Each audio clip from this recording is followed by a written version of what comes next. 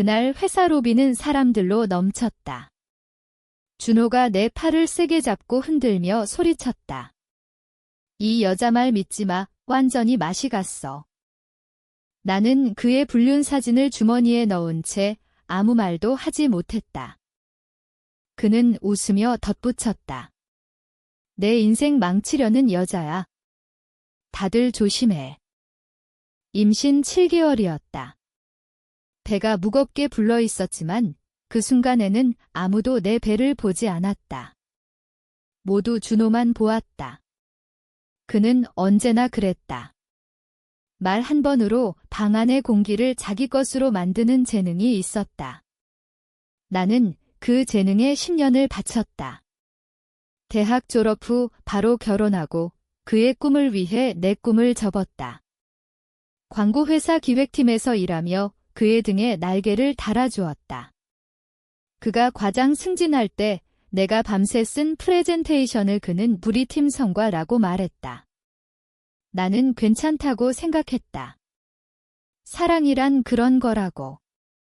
불륜을 알게 된 건 우연이었다. 그의 휴대폰 알림이 떠 있는 걸 봤다. 오늘도 늦지 말라는 메시지와 하트 이모티콘. 보낸 사람은 회사 신입, 한서연. 나는 처음엔 믿지 않았다.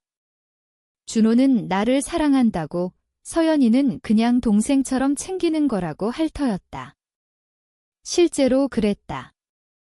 내가 묻자 그는 피곤한 얼굴로 또 의심하냐며 한숨을 쉬었다. 그 한숨이 날 찔렀다. 내가 잘못된 사람처럼 느껴졌다. 증거를 모으는데 한 달 걸렸다. 호텔 영수증, 카톡 대화, 심지어 둘이 찍은 사진까지. 나는 그걸 출력해서 봉투에 넣었다. 그날 회사로 갔다. 준호에게 주려 했다.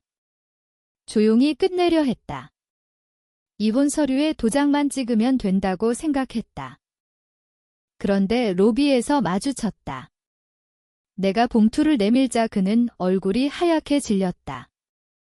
그리고 곧 웃었다. 그 웃음이 무서웠다. 그는 내 손에서 봉투를 빼앗아 찢으며 소리쳤다. 다들 들어봐. 이 여자가 또 환각에 빠졌어. 내가 바람핀 증거라며 이 쓰레기를 들고 왔네. 사람들은 웃었다. 누군가는 휴대폰을 꺼내 촬영했다. 나는 그 자리에서 얼어붙었다. 말하고 싶었다. 이건 진짜라고. 하지만 목소리가 나오지 않았다. 그날 이후 나는 회사에 나갈 수 없었다. 인사팀에서 전화가 왔다. 근무 태도 문제로 휴가를 권고한다. 준호의 말 한마디면 충분했다. 나는 집으로 돌아왔다. 배를 쓰다듬으며 생각했다. 그냥 참자. 아이 낳고 나서 다시 시작하면 된다고. 준호도 곧 정신 차릴 거라고. 사랑은 원래 그런 거라고. 그러나 그건 착각이었다. 이혼 조정날, 준호는 변호사와 함께 나타났다. 그는 태연하게 말했다. 수진 씨가 조현병 초기 증세가 있다. 병원 기록도 있다. 나는 아무 말도 하지 못했다. 그가 제출한 진단서는 내가 산전우울증 검사 받으러 갔던 날의 소견서였다. 경미한 불안 증세라고 적힌 걸 조현병 의심으로 바꿔놓았다. 판사는 눈썹을 찌푸리며 나를 보았다. 나는 그 눈빛을 잊을 수 없다. 재산 분할은 그의 승리였다. 아파트는 결혼 후 그가 갚은 대출이 더 많다는 이유로 그의 목 나는 현금 몇천만 원과 아이 양육권만 받았다. 하지만 그것도 잠시였다. 준호가 양육권 변경 신청을 냈다. 어머니가 정신질환으로 아이를 제대로 돌볼 수 없다는 주장이었다. 나는 증인을 세웠다. 산부인과 의사, 동네 아줌마, 심지어 우리 어머니까지. 그러나 준호 쪽 증인은 더 많았다. 회사 동료들, 그의 부모, 심지어 한서연까지. 서연은 법정에서 울며 말했다. 수진 언니가 저를 스토커라고 신고했어요. 무서웠어요. 법원은 준호의 손을 들어주었다. 아이는 일주일에 한 번 면회 가능. 나는 그날 법정 복도에서 울지 않았다. 눈물은 이미 말라 있었다. 집에 돌아와 거울을 보았다. 내가 누구인지 모르겠더라. 준호가 만든 환자, 사회가 만든 미친 여자, 그리고 나 스스로가 만든 바보. 그 후 2년 동안 나는 조용히 살았다. 강남에서 강북으로 이사하고 작은 편집 프로덕션에서 프리랜서로 일했다. 아이 면회 날마다 준호의 새 아파트를 방문했다. 그는 승진해서 이사였다. 서연과는 결혼하지 않았다. 대신 더 젊은 여자가 드나들었다. 그는 여전히 빛났다. TV 광고 심의위원, 업계 모임 연사, SNS에선 버킹데디로 불렸다. 그의 게시물 아래엔 늘 칭찬이 달렸다. 멋진 남편, 좋은 아빠, 역경을 딛고 일어선 남자. 나는 그 댓글을 하나하나 읽었다. 밤새 읽었다. 왜 나만 침묵해야 하는지 알 수 없었다. 내가 미쳤던 게 아니라 세상이 그를 선택했던 거였다. 나는 아이를 안고 속으로 중얼거렸다. 그냥 참자. 아이를 위해. 하지만 아이가 물었다. 엄마, 아빠는 왜 엄마를 싫어해? 그 질문에 대답할 수 없었다. 그러나 어느 날 나는 변했다. 아이가 면회에서 돌아오지 않았다. 준호가 문자를 보냈다. 아이 컨디션 안 좋아서 이번 주엔 못 만난다. 거짓이었다.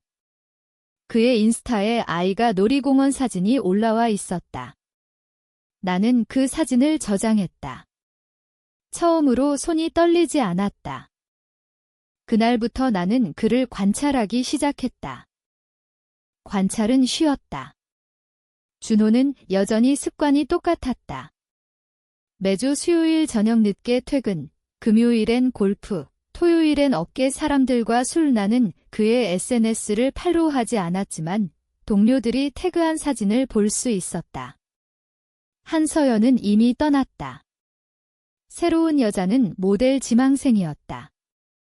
준호는 여자들을 바꿔가며 사랑을 했다. 하지만 회사에서는 여전히 청렴한 가장이었다.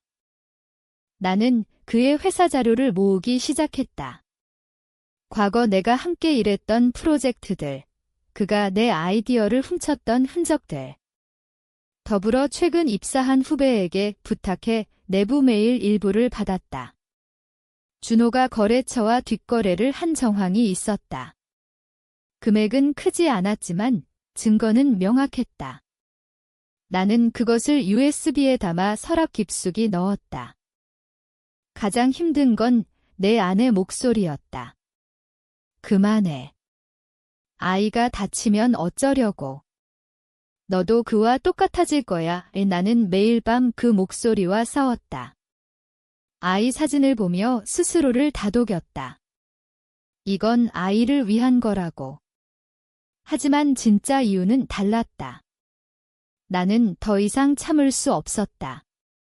침묵이 나를 죽였는데 왜 그가 계속 살아야 하나. 첫 번째 움직임은 작았다. 준호의 거래처 중 한 곳에 익명 메일을 보냈다.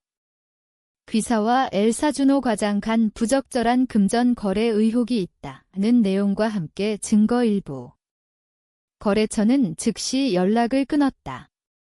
준호는 당황했다. 그의 SNS에 올라오는 사진이 줄었다. 웃음이 조금 굳어 있었다. 나는 그 변화를 보며 처음으로 웃었다. 오랜만에 느껴보는 감정이었다. 하지만 곧 죄책감이 밀려왔다. 내가 하는 일이 맞는 걸까? 만약 준호가 무너지면 아이는 어떻게 될까? 나는 술을 마셨다. 처음으로 혼자 소주 2병을 비웠다. 취해서 아이에게 전화했다. 엄마가 미안해. 아이는 엄마 목소리 이상해 라고 했다. 그 말에 정신이 들었다. 그래도 멈추지 않았다. 멈출 수 없었다. 준호가 반격을 시작했다. 그는 내게 연락을 끊었다. 아이 면회도 막았다. 변호사를 통해 양육 환경 불안정을 이유로 면회 제한 신청을 냈다. 법원에서 다시 만났다. 그는 건강해 보였다. 오히려 더 날카로워졌다. 나를 보며 미소 지었다. 수진아, 그만해.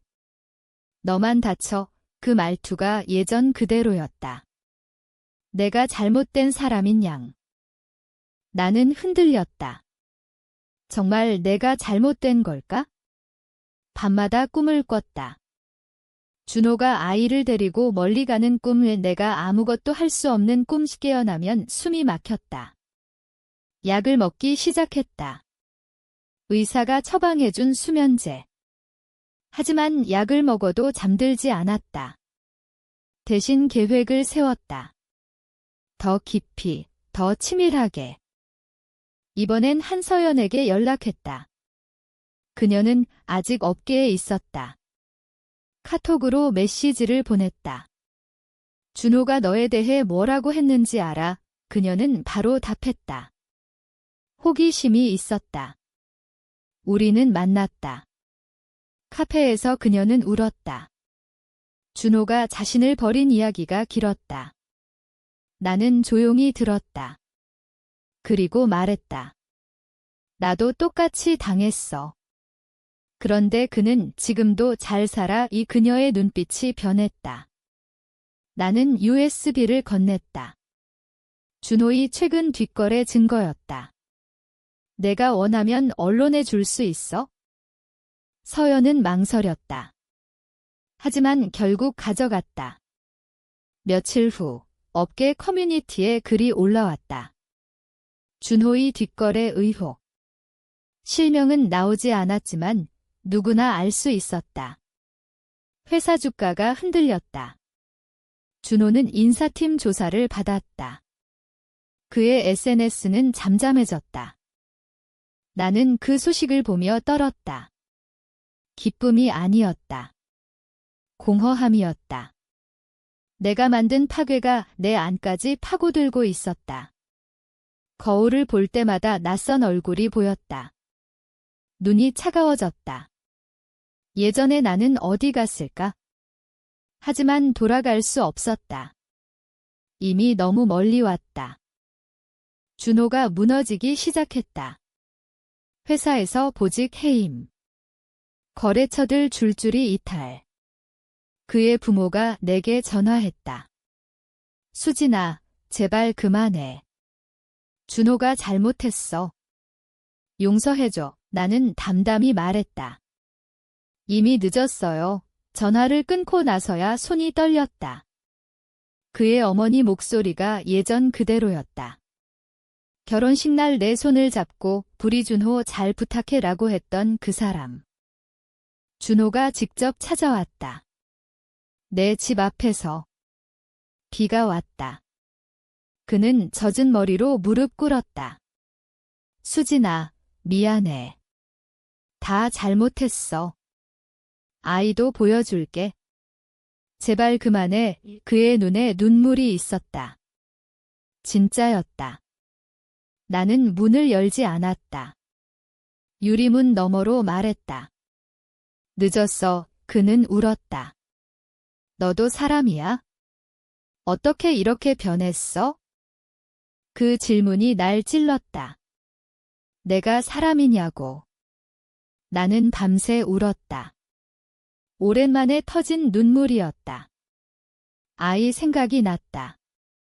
준호가 무너지면 아이가 아빠 없는 아이가 된다. 내가 만든 결과였다. 죄책감이 목을 조였다. 수면제를 3알 먹었다. 그래도 잠들지 않았다. 대신 준호의 과거를 떠올랐다. 그가 나를 사랑했던 순간들. 처음 만났을 때 내가 임신했을 때 기뻐하던 얼굴. 그게 다 거짓이었을까? 아니었다. 진짜였지만 그는 선택했다. 자신을. 나는 그걸 용서할 수 없었다. 마지막 증거를 보냈다. 검찰의 익명 제보. 준호의 횡령 증거 전부. 언론이 달라붙었다. 그의 이름이 실시간 검색어 1위에 올랐다. 회사에서 해고. 계좌 압류. 그는 더 이상 빛나지 않았다. 나는 아이를 만났다. 준호의 부모가 데려왔다. 아이는 나를 알아보지 못할 만큼 컸다. 엄마, 하고 물었다. 나는 아이를 안았다. 그 순간만은 모든 게 괜찮았다. 준호가 자살 미수로 병원에 입원했다는 소식을 들었다. 나는 병원에 가지 않았다. 대신 아이와 공원에 갔다. 아이가 그네를 탔다. 웃었다. 그 웃음이 내 전부였다. 하지만 밤이 되면 또 다른 내가 깨어났다. 준호의 마지막 문자가 떠올랐다. 너 때문에 내가 이렇게 됐어. 너도 언젠가 똑같이 될 거야. 그 말은 맞았다. 나는 이미 변했다. 사람을 파괴한 사람. 거울을 볼 때마다 그의 얼굴이 보였다. 우리가 그렇게 다르지 않다는 걸 알았다. 그는 욕망을 선택했고 나는 복수를 선택했다. 둘 다 사랑했던 사람을 배신했다. 어느 날 우편함에 편지가 왔다. 준호의 글씨였다. 미안하다. 내가 옳았어. 나는 쓰레기였다. 짧은 문장 아래에 그의 결혼 반지가 들어 있었다. 나는 그 반지를 싱크대에 버렸다. 물에 녹아내리듯 사라졌다. 아이를 재우고 창밖을 보았다. 서울의 밤은 여전히 밝았다. 수많은 사람들이 각자의 전쟁을 치르고 있었다. 나는 그중 하나일 뿐이었다. 나는 아직 살아있다. 하지만 내가 누구인지 이제는 모른다.